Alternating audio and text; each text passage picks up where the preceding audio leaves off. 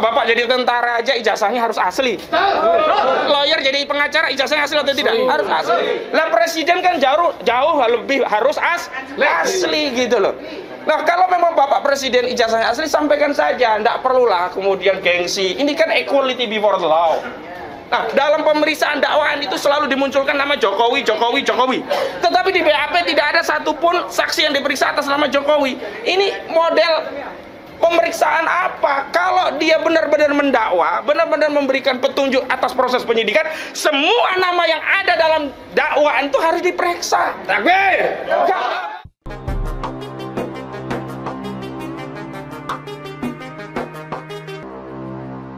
Warahmatullahi wabarakatuh. Alhamdulillahi rabbil alamin wa bihi nasta'in ala umuri dunya wa din wa ala alihi wa sahbihi ajmain. Saya teringat hadis Rasulullah SAW yang menyampaikan innamal mu'minuna ikhwah. Sesungguhnya umat Islam kaum muslim itu bersaudara. Dan hari ini Masya Allah banyak sekali yang hadir membersamai Gus Dur dan Bambang Tri. Ada dari Kebumen, ada dari macam-macam tadi ya. Dari mana saja? Ada dari Surabaya, Klaten, Padang, bahkan ada dari Padang, Semarang kali ini wis ora banjir nggih. Mboten. Tapi gubernurnya kedelep enggak Ganjar? Hampir nggih. Alhamdulillah hari ini kita bisa berkumpul kembali membersamai Gus Dur. Dan hari ini sidang agenda lanjutannya adalah pemeriksaan ahli. Apakah benar-benar saksi ahli atau ahli bersaksi? Kita tidak tahu nanti ya.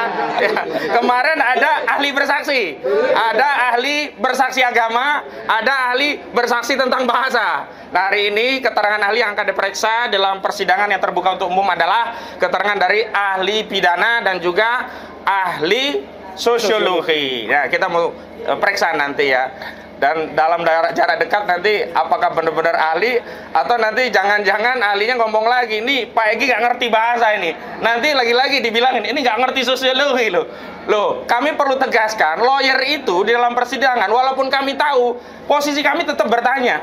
Karena kami ingin memverifikasi kasus ini melalui keterangan ahli. Jadi ahli siapapun kalau ditanya lawyer jangan baper dan juga jangan sok pinter. Maksudnya jangan baper itu ya memang tugas kami bertanya. Jangan sok pinter itu kalau kami tanya, bukan kami nggak tahu, kami ingin mendalami faktanya. Keahlian saudara, ahlinya benar-benar ahli atau ahli bersaksi begitu loh. Jadi kadang-kadang kemarin itu kami komplain sekali ya. Ahli ini tidak bisa menempatkan diri posisinya sebagai ahli yang dimintai keterangannya dalam persidangan untuk menerangkan ya dalam kasus ini keahliannya itu seperti apa. Ada ahli yang baper dan bahkan ada ahli yang sok pinter ya. Dan ketika memberikan definisi terhadap apa yang kita tanyakan, jadi keblinger. Nah, jadi keblinger. Nah, padahal masih Cooper ternyata, ya. Yang membuat kita ya jadi muter-muter ini gimana? Ahli ditanya apa, jawabnya apa? Nah, gitu. Fokus. Nah, hari ini insya Allah dua ahli tadi mohon doa dan dukungannya, dan tentu kita melakukan evaluasi terhadap berbagai pemeriksaan ahli yang lama, yang kemarin ya. Dan dalam kajian analisis kami dari tim advokasi Gus Dur dan Bambang Tri, sampai hari ini kami ya secara hukum ya, secara keahlian kami meyakini dan dapat memastikan unsur-unsur pidana yang didakwakan kepada klien kami tidak terbukti secara sah dan meyakinkan. Ya, kalau ada pasal yang mendakwa Gus Dur dan Bambang Tri itu mengedarkan kabar bohong, Gus Nur, iya, berarti harus membuktikan ada kabar benarnya. Hidup lagi. Ya, jadi kalau ada kabar bohong berarti harus ada kabar benernya. Dan kabar benernya hari ini sampai hari ini tidak bisa dibuktikan tentang keaslian ijazah dari saudara Joko Widodo. Yang kedua, tidak ada penistaan agama. Kenapa? Kemarin dari ahli juga menyatakan itu hanya kurang syarat. Kalau bahasa saya itu rukun. Cuman ahli ketika saya tanya apa syarat apa rukun nggak tahu. Jadi semua jadi satu kesatuan. Ketika saya tanya takrif tentang mubahalah secara rinci juga tidak tahu ya. Akhirnya tidak mau jawab ya. Nggak apa-apa lah, kita ambil saja keterangan dia bahwa ini kurang ya syaratnya. Tetapi apakah setiap yang kurang syarat itu kemudian menistakan agama? Kan enggak. Panjenengan sholat ya misalkan kurang syarat, lupa atau tidak berwudu, sholatnya batal tidak? Batal. Apakah sholat yang batal menistakan agama? Tidak. Aneh saja orang mempraktikkan ajaran agama kurang syarat kok kemudian dikualifikasikan sebagai menista agama. Kalau kemudian dikatakan loh, itu karena mengedarkan kebohongan. Lah kemudian ditanya sama rekan kita, kebohongan atau bohongnya di mana?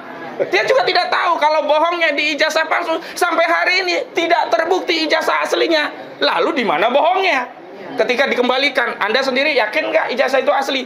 Semua ahli tidak pernah melihat ijazah asli. Bagaimana mungkin orang yang tidak pernah melihat aslinya ijazah meyakini ijazah itu asli? Dan bagaimana mungkin orang yang tidak pernah tahu ijazah Jokowi itu asli, kemudian ada kajian yang mengatakan ada ijazah palsu, dianggap bohong? Jadi tidak nyambung juga kalau dasar pengenaan penistaan agama itu karena mengedarkan bohong. Nah, saya justru curiga ini jangan-jangan udah settingan.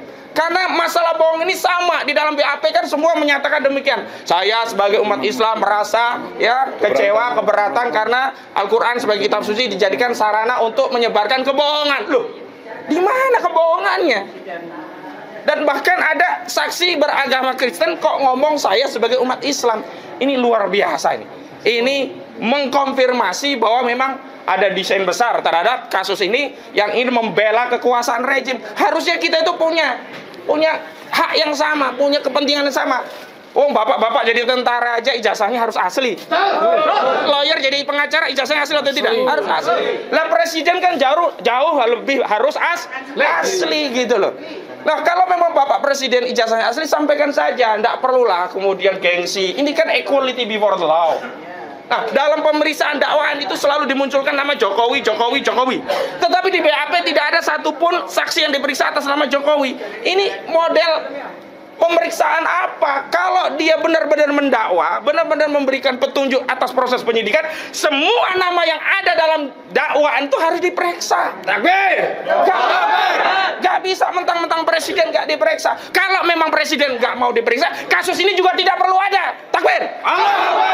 Jangan rakyat diperiksa, dikuyo-kuyo, dipenjara, dituduh menyebarkan hoak, dituduh mengedarkan kabar bohong, dituduh melakukan penistaan agama, dituduh menyebarkan kebencian permusuhan berdasarkan sara, tetapi presidennya, orang yang disebut-sebut itu tidak pernah diperiksa. Ini sistem pidana apa ini? Ruwet ini, nggak ada di pelajarannya di Fakultas Hukum apapun. Demikian dari saya persilakan Bang Egy Sujana.